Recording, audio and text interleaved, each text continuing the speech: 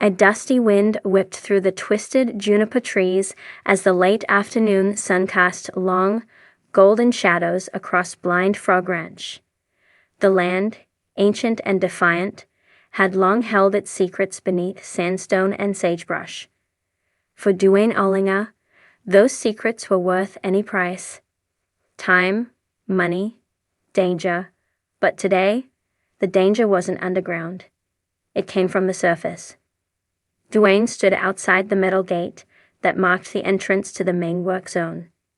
He was waiting for Chad to return from town with a load of diesel, the generator having wheezed its last sigh that morning. The hum of cicadas filled the silence until something made his skin tighten, a flicker of movement in the trees. Someone, was out there. Duane squinted into the shadows. Probably just deer, he muttered, trying to dismiss the gnawing tension in his gut. Then came the sound. A crack, not wood, not rock, but a deliberate snap of a twig underfoot. Controlled. Close. Duane stepped back into the ATV and quietly reached beneath the seat, pulling out a pump-action shotgun. It wasn't paranoia. Not out here. Not after everything they'd found, and everything they weren't supposed to. Ever since the crew unearthed that twisted relic in the sealed cavern weeks ago, a strange metallic object engraved with symbols eerily similar to early Aztec carvings, strangers had been lurking. Trucks spotted on the trail, camera drones zipping past trees, tire tracks that weren't theirs. Someone was watching. Now, someone had crossed the line. Duane radioed the base shack. "Eric, you copy?" Static, then a crackle. "Yeah, Duane. What's up? Got movement near the east boundary. I'm gonna check it out. Lock down the base." Eric's voice turned serious. "Copy that. Be careful." Duane drove slowly, careful not to kick up too much dust. The side trail curved along a sandstone ridge that overlooked the north excavation site, where the sealed pit had first been discovered. The perfect vantage point for anyone wanting to spy. As he neared the ridge, the ATV's tires caught on something metallic. He stopped and got out. A set of boot tracks. Recent. Deep. He crouched to examine them, and that's when he heard it. The low murmur of voices, and the click of a weapon being chambered. Duane dropped low, heart pounding. Slowly, he crept up the ridge, shotgun tight in his grip. Through the brush, he saw them. 3 men in dark clothing, Hamo backpacks, one holding binoculars. Another had an AR-style rifle slung casually across his chest. The third, leaner, with a thick beard, was scanning the ground with some kind of high-tech sensor. They said it was under the caprock, near that vent they dug last month, Beard was saying. The man with the rifle spat into the dirt. "We better find it before they do. We're not walking away empty-handed again." Duane's blood ran cold. This wasn't some group of lost hikers. These were professionals, armed, organized, and clearly after something buried. Something they believed was valuable enough to steal. He rose from the brush with the shotgun raised. "Rop it?" "No." The man with the rifle froze mid-turn. The others jumped. Beard immediately reached for something at his side. "I said drop it." Duane shouted again, hands in the air. There was a tense pause as the 3 men assessed him, just one guy in work boots and a trucker hat. But he stood firm, eyes blazing. "I live here." "You don't," Duane growled. "And I'm not asking again." Rifle guy slowly unbuckled his weapon and let it fall to the ground. The others followed suit.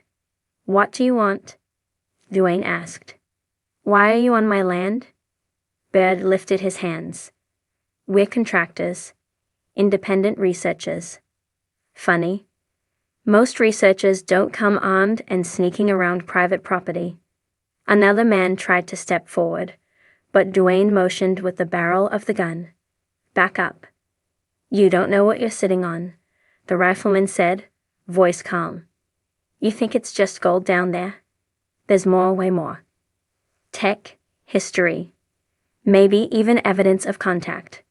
Duane's brow furrowed. Contact? With what? The man only smirked. You'll find out. Or maybe not. Behind them, headlights appeared.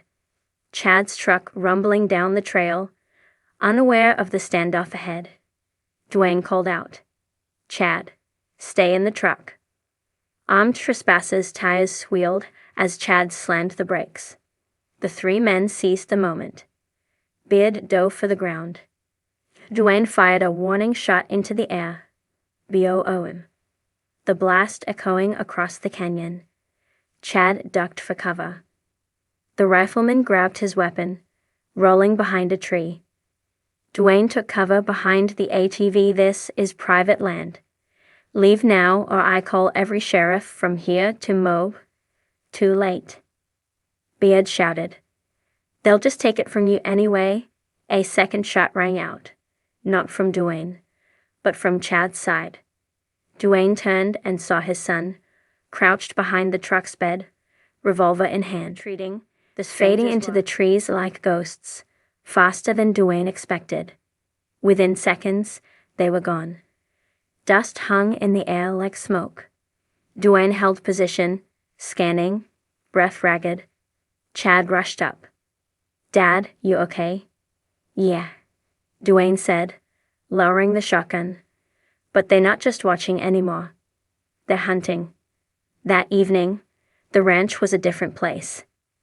Eric called in Sheriff Jenkins, who arrived with 2 deputies, but with no evidence beyond boot prints and a few shell casings, there wasn't much they could do.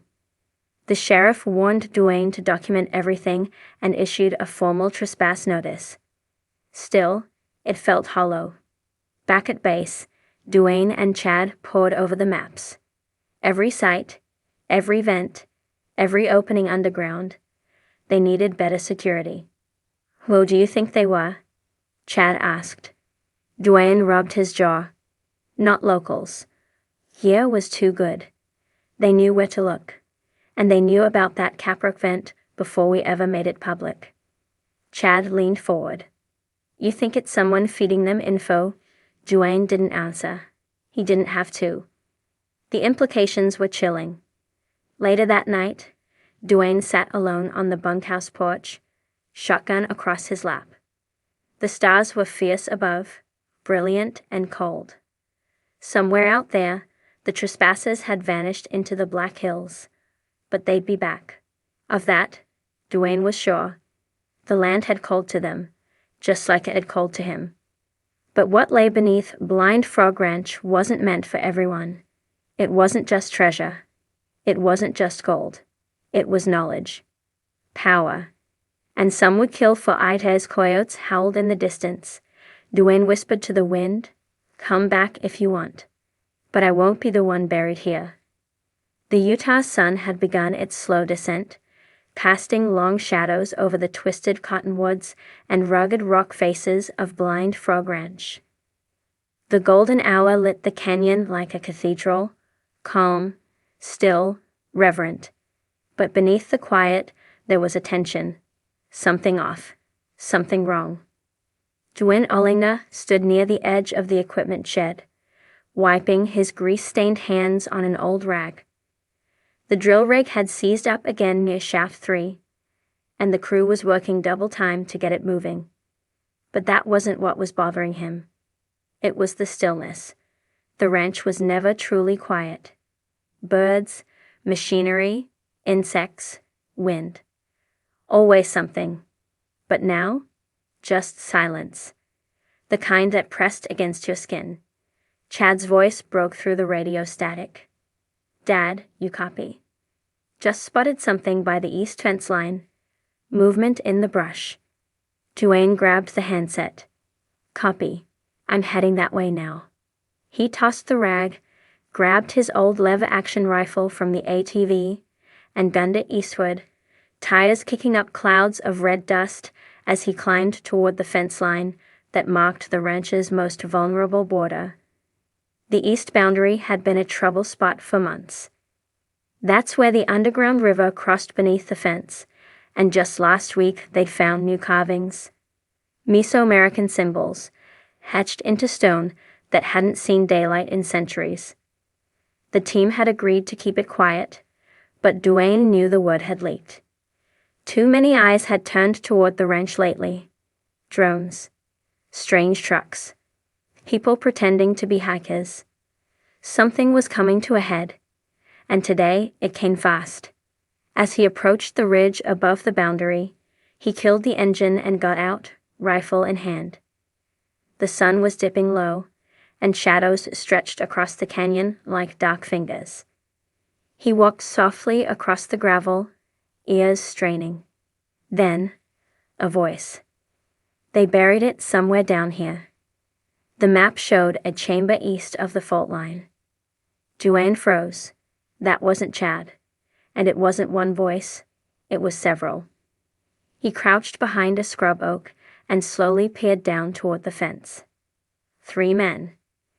2 crouching near the river, 1 standing watch. All armed. All in tactical gear. Son of a gun, Duane whispered. These weren't curious tourists. These were professionals. He radioed Chad.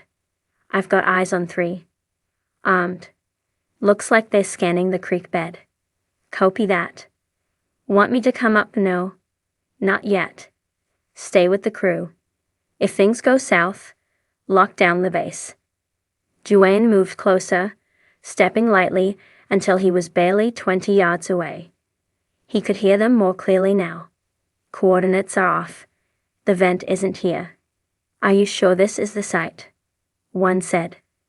I triple-checked it, the tallest replied. This is where the seismic data peaks. Then, the one standing looked up sharply. Sure. Did you hear that? Duane straightened from the brush, rifle aimed square at them. That's close enough, he barked. All 3 spun around. Hands hovered near weapons. I said don't move. The tall one took a step forward. Hey, no need for that. You're trespassing. Duane snapped. You're armed, and you're digging on my land. That's 3 strikes.